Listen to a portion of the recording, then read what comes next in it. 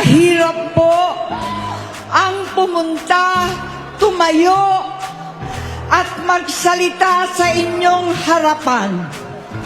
Pero noon pa man, alam kong walang madali kapag ikaw ay Marcos.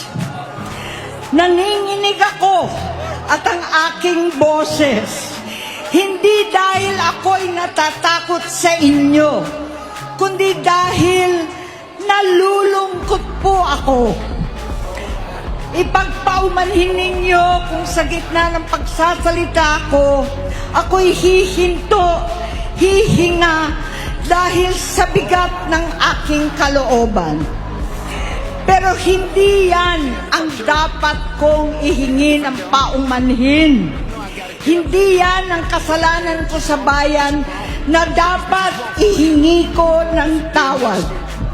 Narito po ako dahil sa tawag ng Iglesia ni Cristo para sa transparency, accountability at hustisya.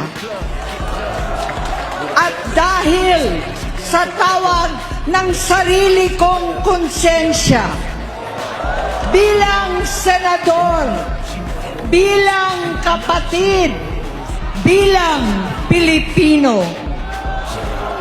Bata pa lamang kami ni Bongbong.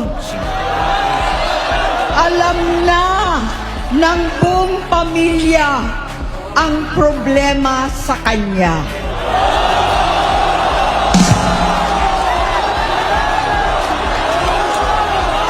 Sa totoo lang, mababasa naman ng lahat ang mga testimonya ng aking ama patungkol sa kanyang ugali at gawain.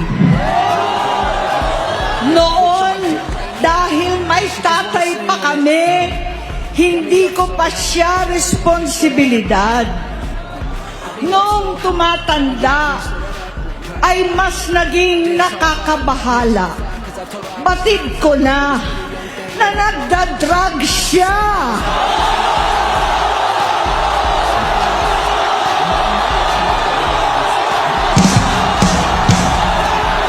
Nalaman ko at ng pamilya, nalaman ng pamilya, seryoso ito.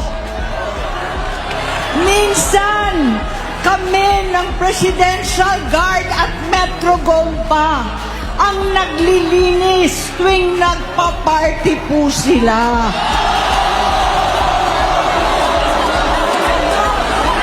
Namuhay kaming magkakapatid sa ibang bansa.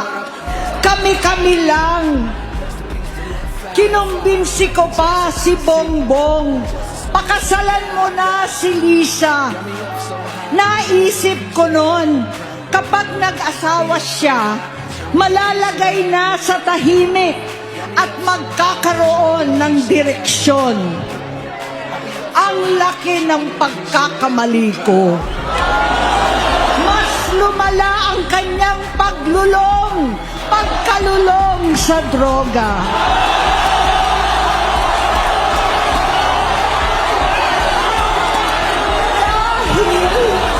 Parehas pala silang